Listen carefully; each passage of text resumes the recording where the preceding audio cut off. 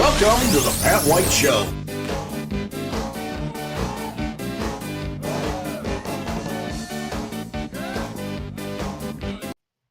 You know, the most popular area to live in Fort Wayne nowadays happens to be on the northwest side. And as realtors say, the most important thing about where to live is location, location, location. What's that mean? Well, for most people, location means schools and all the other things that go with it, as well as commerce and where the businesses are, the stores are, the restaurants, the grocery stores, what have you. Well, it turns out that Northwest Allen County is the most popular place right now in the entire county to build. And I mean building, they are building. You can't walk down or you can't drive down any street in Northwest Allen County that has open land without seeing a sign on it that says sold development coming. More and more people are moving to the northwest side. Why? Well, frankly, the biggest reason is the school system. Because, well, the Northwest Allen County school system is actually considered one of the best. Now, Carroll High School, very, very modern school, very, very, very, very big time school, very great school. I mean, a lot of people say, well, it's one of the greatest high schools here in the state of Indiana. And to a certain degree, it may be. Now, you take a look at high schools. Let's just discuss that for a moment. The size of high schools matters. Well, the reason I bring this all up is because the Educational Board, the Northwest Allen County School District leadership, voted to increase your property taxes with a vote. Now, what that means is they're putting a referendum on the ballot coming up this fall. And if you approve it on the referendum, your property taxes for those who live in Northwest Allen County School District, your property taxes will go up. Why? Well, because the Northwest Allen County says, hey, we're not on par with everybody else in the state. We need to be on par with them. Well, here's a perfect example. Let's take it revenue, money that comes in. A state average per student, state average is $11,081. That's the state average. Take the entire state. Northwest Allen County Schools, revenue they take in is $9,411. Well, obviously, it's a couple of $1,000s below the state average. Their expenditures on what they spend, state average is about $10,396. Northwest Allen County, what they spend, $816. And the salaries, well, statewide salaries per student average out around $8,436. Northwest Allen County, theirs is $7,661. So plainly, when it comes to the money they're getting in, the money they're able to spend, what they're spending on teachers and benefits and insurance and everything else, Northwest Allen County is a lot lower than the state average. Now, one of the things they're talking about is, what are we going to do about the expansion of schools? Because so many people are moving into the northwest side of town. Well, the word is, and you may have heard this, let's have another high school in Northwest Allen County. I can guarantee you, folks, that is going to go zip, nada, nowhere. It's not going to happen. The reason is, well, the folks whose kids attend Carroll High School, they're going to say, no, it changes our chance to win state championships, be the best of the best. Let's do a little comparison. You know what the biggest high school in the state of Indiana is student-wise? Carmel. Carmel High School has 5,200 students, 5,200 students. You know how many they have at Carroll? Half that, 2,580. That's right. Carmel, 5,200. And when it comes to math and reading scores, let's compare numbers, okay? Well, at Carmel High School, 69% are math proficient and 84% are reading proficient. 69 and 84 with a campus of 5,200 students. Let's compare that with some Fort Wayne schools. Well, Carroll, and then when it comes to math, 52% are proficient and 69% are proficient in reading. So 52% math, 69% reading. Let's compare a couple other schools. Homestead, southwest side, 2,408 students, slightly smaller than Carroll. Got a 52% in the math and 70% in the reading, almost identical to Carroll. Fort Wayne Community Schools, biggest school would be Northrop, Well, I told you about that referendum they're putting on the ballot. That referendum is coming up, folks. It'll be in November, and you are going to have to decide: do you want your property taxes to go up to make Carroll bigger, better, nicer, create more middle schools, elementary schools? Folks, it's coming, whether you like it or not. The Northwest Allen County side is growing immensely. Anybody who's driven up Lima Road will tell you that. The farther you go north, the more it's building. They're running out of space on Coldwater Road. I'm not sure where they're going to go there. Tonko Road, oh, they're already expanding that. Everything is going northwest, folks, because realtors were right. Location, location, location. And right now, the premium location in Fort Wayne and in Allen County, Indiana, is the northwest side. And get ready. The referendum says, can you pay more money to the school system? That's a question you're going to have to answer. And you're going to have to decide in November when the election happens. So does the referendum. So let me ask you a question. Which grocery store do you shop at? Here in our town, well, you got stores like Meijer, Aldi, Kroger. Pretty much, oh, yes, and Walmart's in there too. So you've got those 4 stores you can shop at. But the one biggie, the big monster out there is the Kroger. Kroger has 2,731 stores in 35 states. Now, you might recall Kroger's was trying to acquire Albertsons out west, which has got a whole bunch of different brands. But the federal government and whoever does this stuff blocked that bid and said it wouldn't be right, wouldn't be fair, and it wouldn't have competition because Kroger's would own pretty much all the grocery stores in the United States for the most part. So they lost the bid on that. And now they're operating on their own, figuring out, okay, we spent a year trying to get Albertsons, but now what are we going to do? Well, here's the plan, folks. Kroger's is going to close 60 stores. Do I know where the stores are? I don't have the faintest idea. But the ones they say are underperforming, the 60 stores that are not making and carrying the weight, making their way, they're going to be closed. Now, when Kroger does that, it's actually going to cost them some money to do it, about $100 million. Because these are stores you have to close them, get rid of stuff, get rid of people, pay all sorts of costs involved, then decide what you're going to do with that building you owned, hopefully sell it off to somebody else. You know, here in Fort Wayne, we had a Kroger close. Actually, we had a couple Krogers close. The one right there on Spy Run at State, remember that used to be a Kroger's. Now it's a storage facility. So, have we had a Kroger close? Yes, we have. But are other Kroger stores in Fort Wayne going to close? Nobody knows yet.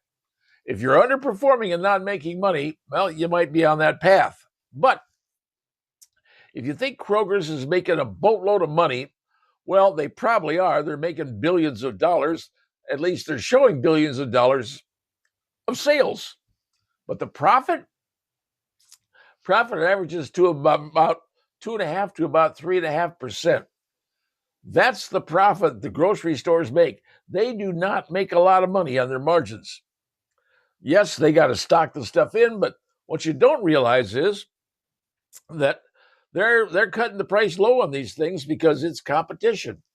They want to sell it for the lowest prices, and the markups are usually just a few pennies.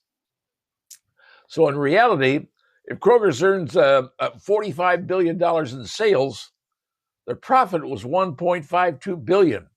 $45 billion in sales, profit $1.52 billion. Do the math. It's not much. Yes, it is a lot of money when you think about it, but they've got shareholders they got to pay and everybody else. And so right now, Kroger's is thinking this. They're going to close 60 stores, but they're also going to open another 30 new stores. Now, does that mean that the possibility that Fort Wayne could see a new Kroger? Anything is possible. But could they go to other areas? You know, figure 30 stores, you got 50 states. Somebody's going to lose in this deal. But what is Kroger saying they're putting the money on right now? Right now, 2 things: pharmacy and e-commerce. Pharmacy. More and more people are getting old. More and more people have to take medications. More and more people use the grocery store as their pharmacy. That's a big place going on. The older you get, the more meds you got to take. All right, so that's happening there. E-commerce, they're not really making money at it yet, but people are beginning to think about doing things electronically, ordering it online, getting it sent to you, getting it delivered to you. I mean, you figure it out. Walmart's now delivering things by drones. They're having drones drop stuff at your house. That's happening. Maybe happening in other stores sooner than you think. But that's what's going on. And the folks over at Kroger's are saying, hey, we got to do something about this. So they're going to divest themselves of bad stores. They're going to create some new stores.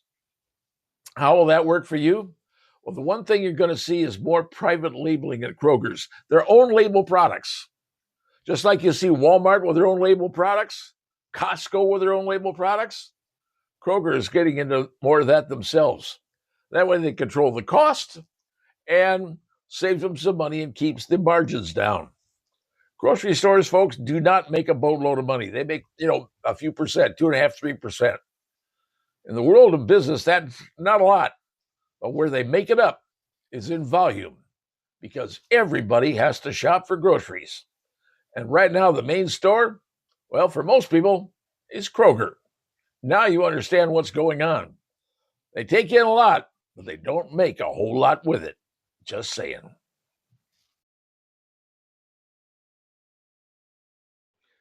Following the brilliant attack the United States staged against the country of Iran and the war going on between the two of us, and yes, there's a war going on, certain members of the Democrat Party that are demanding that Trump have come to the Congress to get okay to do what he did. Well, let me give you a different perspective on it. You see, the United States and Iran have been at war since 1979. You're going, what? What do you mean?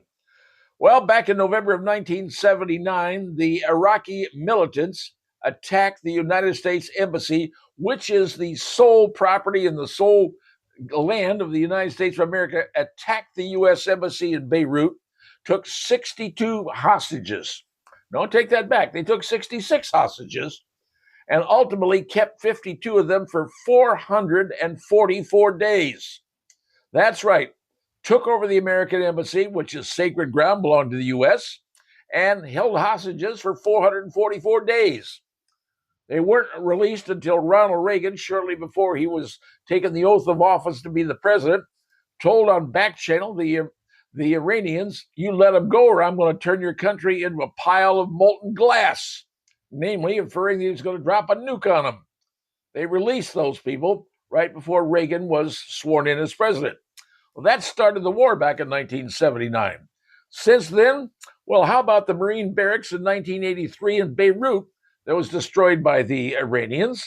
And then the embassies in Lebanon and in Kuwait were destroyed by the Iranians. They did that. And let's follow this one. Here's a big one that I remember quite well. Remember the destruction of the Khobar Towers in Saudi Arabia? Once again, another Iranian attack, killing more and more members of the United States military. And then the attack in Iran, the Iranians attacked on us in Syria and in Iraq more than 250 times, lobbing shells and everything else. We are at war with Iran, whether you like it or not, or anybody else does. Now, the former CENTCOM commander, the name was Lloyd Austin, he ultimately became the Secretary of Defense. And he gave the Biden administration 120 potential targets the U.S. could go after in Iran. The Biden administration refused every single request. Not all of them, they refused. Now, also, here's what Lloyd Austin said. By his count, 2,000 Americans had been killed by the Iranians since he was the CENTCOM commander. So, there's the problem we have. Now, we've got some members of Congress. Maxine Waters, Pocahontas Warren, all demanding that the president be impeached because he avoided Congress. And he didn't bring Congress in to say, here's what I'm going to do. Congress, you need to authorize it. We were in a situation where ultimately Iran was probably going to attack America, by dropping a nuclear bomb or using a nuclear bomb inside of our borders. They'd already said they were going to do the same thing to the Israelis once they get the bomb. The Israelis, now think about this.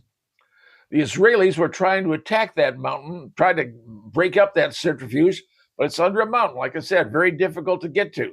They didn't have the equipment and the weapon to do it. Only one country in the world had that weapon, that's us. We had the GBU-57, the bunker buster. We used it, and we blew the place up.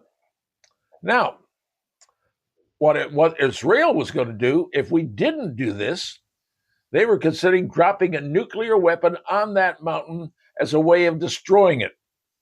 Using a nuke, that would set off an entire big problem, bigger than anything you could think of in the entire European theater when you start using a nuke like that.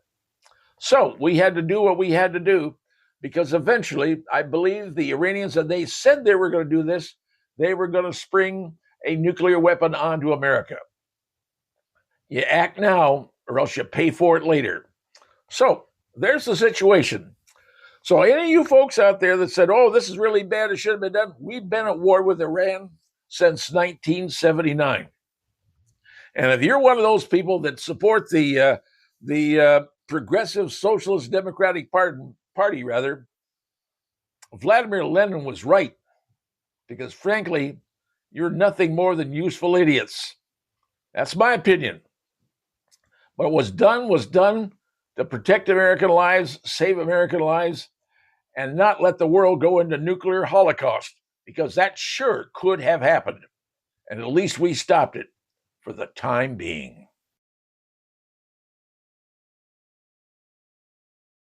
Well, in case you haven't heard about it, there has been a massive breach of passwords. And I mean massive. Try 1,600 or 16 billion. 16 billion passwords have been compromised and are now floating around the dark web. Now, this is companies like Google, Apple, Facebook, Instagram. They're all telling you, hey, change your passwords. What happened? Somehow, and I don't really know the answer, somehow somebody hacked in and got the passwords from Google and Apple and Facebook and Instagram, the major ones that are being used by people, and are selling them on the dark web. According to Cyber News, they're seeing billions are seen every single day. Now you say, well, what's the dark web? The dark web, folks, is a very, very bad place in the dark side of the internet. You don't normally see it. I don't normally see it. But there's a subgrouping, a subchapter, if you will. And that exists on special passwords and special keys to get into a side of the internet you don't want to know about, but some very bad stuff happens there. And one of the bad things that happens there, people are buying and selling passwords. So they get them in clumps. They get gigantic, lots of passwords, and they offer them to sale. And bad guys, bad people, they want to collect those things because if they can, especially in other countries, I'm talking about the European countries, Chinese, the Asian countries, collect the passwords and see where they go and see if they can break into your account. Because if they can get your information, your bank accounts, your savings account, checking accounts, whatever. They can get whatever things you're charging, your Amazon, whatever those passwords are, they get them and they can use them. There's ransomware things sent out to people said, hey, we've seized your computer. There's a lot of bad things that are happening. So what the folks over at Google and Apple and Facebook and Instagram are all saying, change your password. I know that's a giant pain and nobody wants to do it. And frankly, if you've got a lot of different accounts, a lot of different passwords, it's tedious. It's not going to be fun. Now, what they're saying is, well, people are switching to what they call a two-tier situation. You check in, you plug in your password, and they say, okay, by the way, we're going to check your cell phone, send you a message, put a code on it to make sure you're the real person, check again. You're saying, well, that works pretty well. Actually, it doesn't. Bad guys can get in your phone as well and tap into your phone and get your information off your phone number, have it direct the call to them, not to you. So Right now, all the industry is saying, get a pass key. If you need to check on that with your IT person at work, ask them about it. Say, hey, do I need a pass key? Because everything now is going that way. Passkeys ensure your account security and your device security. And since 16 billion passwords have been breached and are now out there in the dark web for sale, the odds are pretty good your account is one of those that's been stolen. So you better take action, better do something, better see about getting all your passwords changed in the interim. That's a start. Really, what you need to work on? Get a pass key. That pass key is right now, that is the direction of the internet. And even the major companies are saying, hey, the old word of passwords is passé. It's weak. It's terrible. Pass key. That's what you need to get, folks. Now you've been told the breach is there. It's terrible. It's destroyed a lot of stuff. But don't let your computer be hacked by someone who has your password, because those 16 billion, you may be one of those. Not a good choice, but unfortunately, that's what's happened. Get a pass key. That will at least stop the bad guys for a while.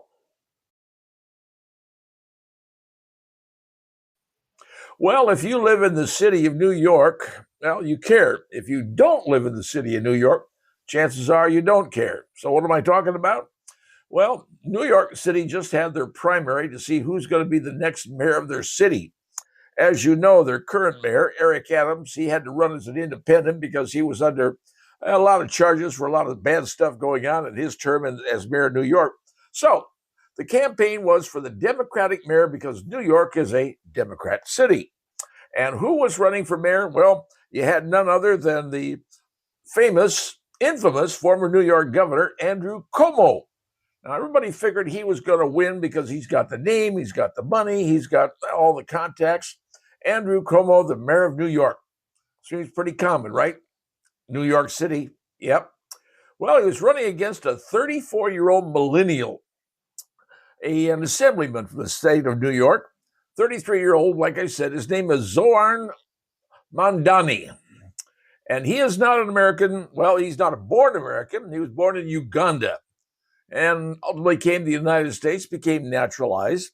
And as I said, he became New York City assemblyman. Well, he was running. Now, I want you to hear what he was promising if he becomes mayor. Free city buses.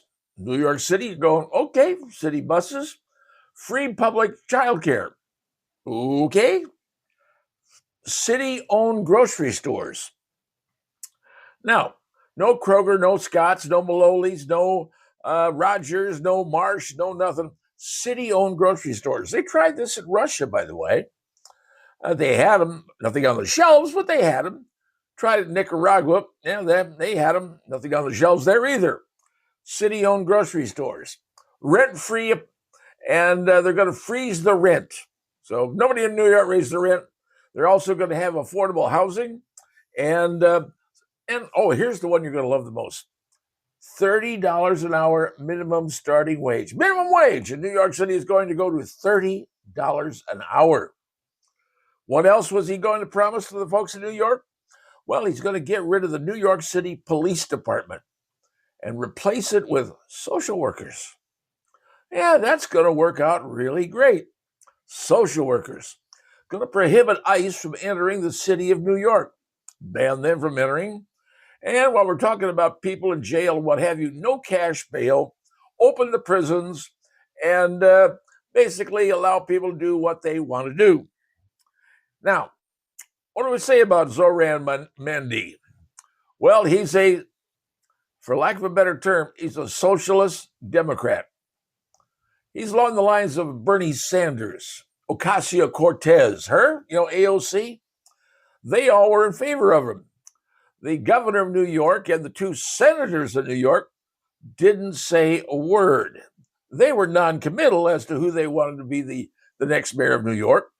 So it turns out, New York City, if you don't know this, 40% of the people who live in New York City weren't born in the United States. 40%. Well, it also turned out that the majority of people that voted for Mr. Zoran were under the age of 40 and were liberal. New York City. I guess I would understand that.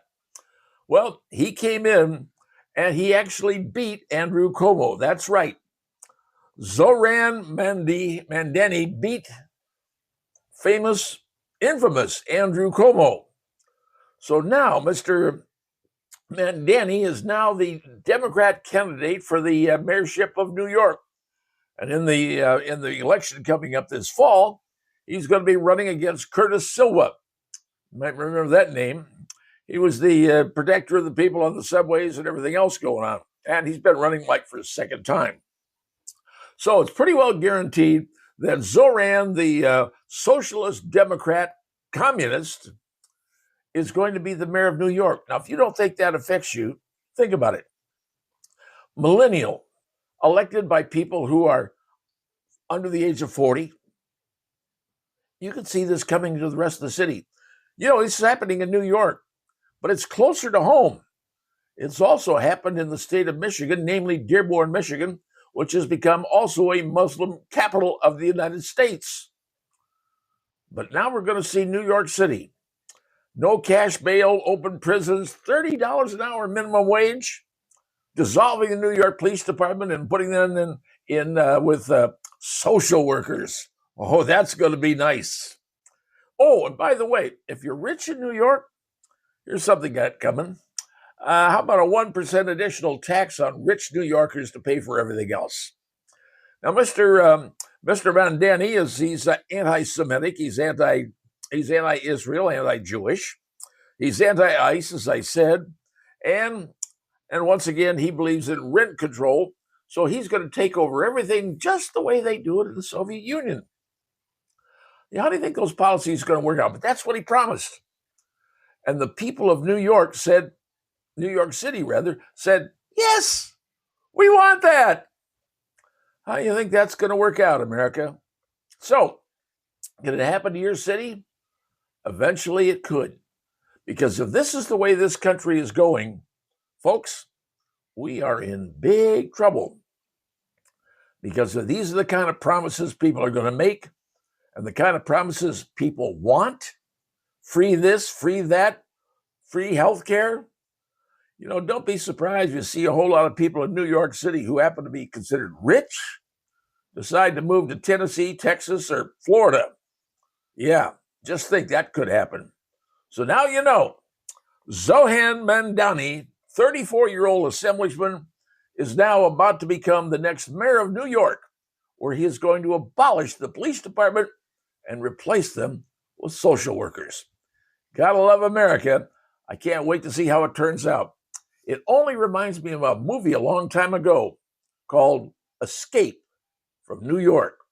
I just wonder if that movie is about to become reality.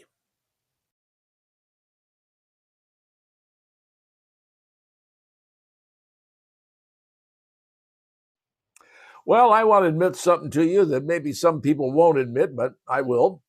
I happen to be a member of the Die Hard Cubs fan club. And I have been a member since, well, the 1970s when I used to watch them on WGN TV out of Chicago back in the days when GN carried the Cubs. You could see them on the cable television that Canterbury Green had back in those days. That was the one thing to watch.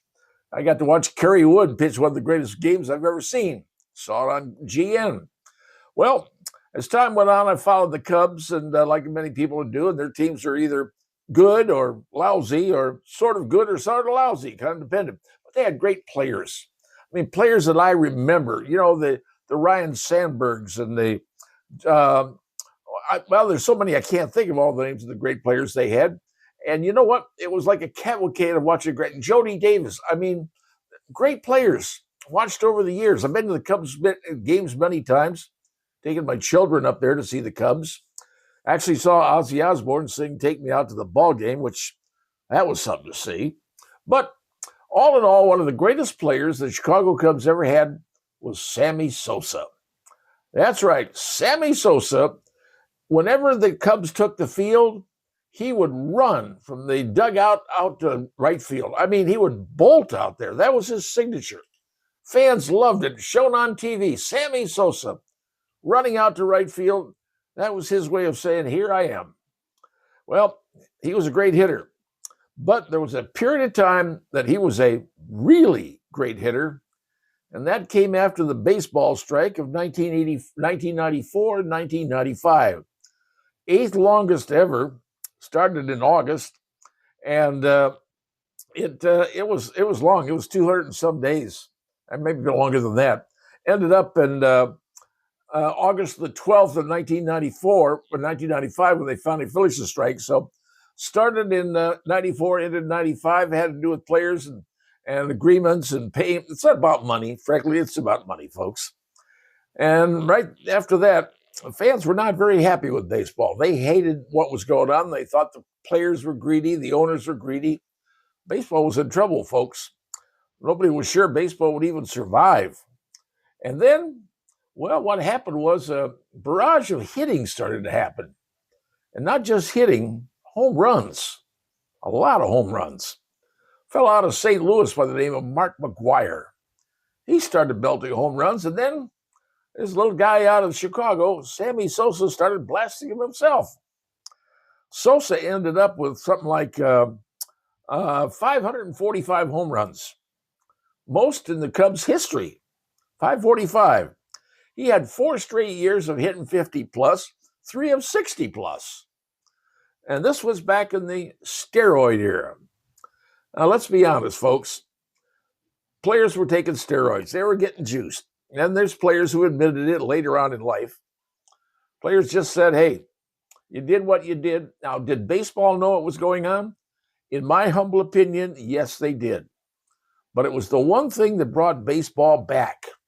People actually wanted to go to attend the games and see the guys jack home runs. Everybody knew they were on the roids, but it was something fun to watch. So baseball, the management, the commissioner looked the other way because it was putting cheeks in the seats, and that's what baseball needed. And yes, Sammy Souza was, in my humble opinion, one of the people doing roids. He got caught with cork in his bat. He got caught doing some things. And the whole time, and asked about steroids, no, I take my little Flintstones vitamins. That's kind of what he said. But everybody knew. Well, 21 years ago, back in 2004, well, that's when Sammy left. 21 years. Well, recently he came back to Chicago. Long time. Many, many years. And the fans welcomed him with open arms. And Sammy, he was pretty thrilled. He was amazed that people cared that much. Yes, Wrigley Field has changed from those days. From me being back there watching Jody Davis and Andre Dawson and Ryan Sandberg, all those people, yeah, it's changed. The makeup of the stadium's changed. The big jumbotrons on the outfield, it's changed a lot. But Sammy stood there, and the fans went crazy. I mean, many of those fans were probably not even around when Sammy played, but they knew who he was. They knew who Sammy Souza was. So he was welcomed back to the stadium, even though the Cubs lost the first game of the particular series they were playing. They got beat. Doesn't matter. The people there watching it got to see history. Sammy Souza returned to Wrigley Field after 21 years and still looked pretty good. Still was happy. Still happy to be there. But he brought reminiscence back to the fans, back to old-time player or old-time fans like me who remember watching Sammy jack him, hitting that ball, and man, running out to that field. That was what baseball was. Today, maybe not so much. Today, America likes football better than baseball. Baseball used to be the nation's all-time passport. That was what America enjoyed. But times change. Things have now gone to football. And I'll tell you something else, folks. Before you knew it, football will not be America's sport. It'll be soccer, or as they call it in Europe, football. It's coming whether you like it or not. You can see it happening, and having the World Cup here in the United States, I guarantee you is going to put more interest than you could possibly imagine. But for a long time, We Cubs fans, we diehard Cubs fans, got to enjoy one of the greatest hitters that we've ever seen, at least at Wrigley Field, the return of Sammy Souza. And it couldn't have been a better day to see him.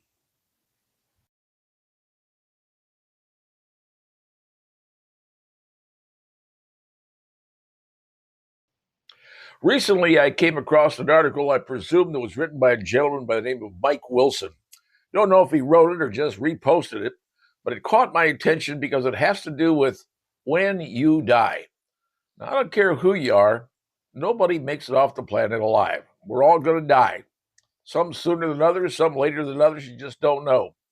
But what happens after you die? This piece of Mike Wilson caught my attention, and maybe, just maybe, it'll catch yours. Take a listen to this. When you die, don't worry about your body. Your relatives and funeral staff will do it. I know this firsthand. I've done it myself.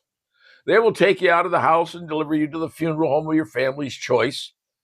They'll take off your clothes and they'll wash you and dress you up, and you can apply makeup to make you look presentable.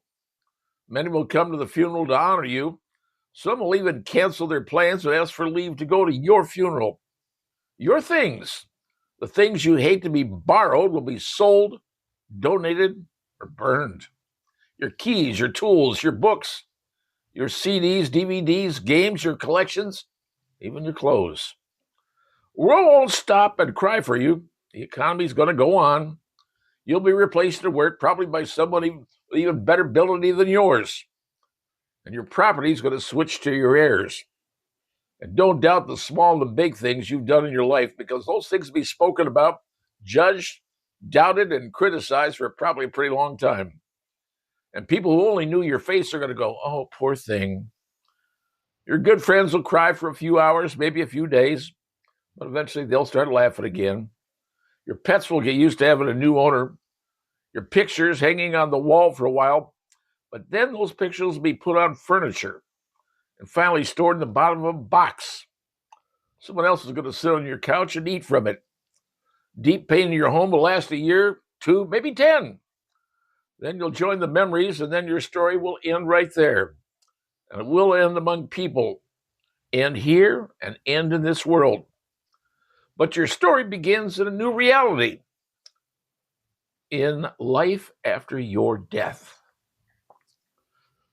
Now, the things you once come to lose their meaning, you cannot bring back your earthly possessions. You can't take them with you when you go.